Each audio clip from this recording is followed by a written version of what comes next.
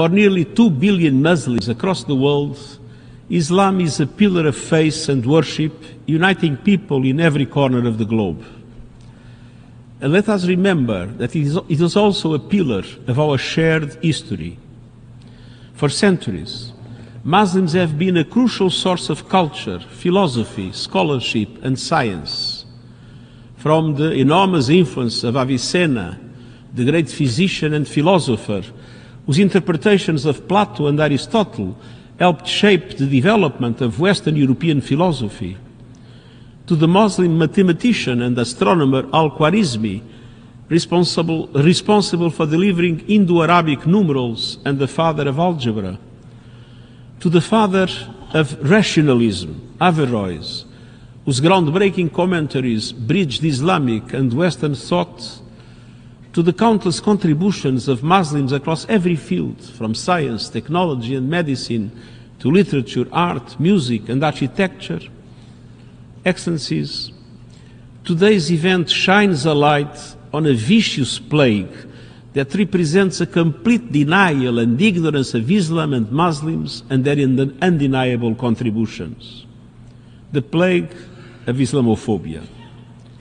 Around the world, we see a rising tide of anti-Muslim hate and bigotry, and that can come in many forms: structural and systemic discrimination, socioeconomic exclusion, unequal immigration policies, unwarranted surveillance and profiling, restrictions in accessing citizenship, education, employment and justice. These and other institutional barriers violate our shared commitment to human rights and dignity. And they also perpetuate a vicious cycle of exclusion, poverty and disenfranchisement that echoes across generations. Meanwhile, decisive rhetoric and misrepresentation are propagating stereotypes, stigmatizing communities, and creating an environment of misunderstanding and suspicion. This can lead to an increase in harassment and even outright violence against Muslims, rising accounts of which are being reported by civil society groups in countries around the world. Some are shamefully exploiting anti-Muslim hate and exclusionary policies for political gain.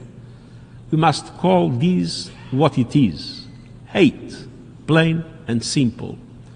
And purveyors of hate speech are misusing the most powerful megaphone in history to amplify and spread their despicable ideologies: social media. Online platforms have become breeding grounds for extremist ideologies and harassment. This not only deepens divisions, it fuels real-life violence. And sadly, this alarming trend is part of a wider pattern of supremacist ideologies and attacks against Jews, minority Christians, communities, and many others. Hatred of one group fuels hatred of another. Hate normalizes hate.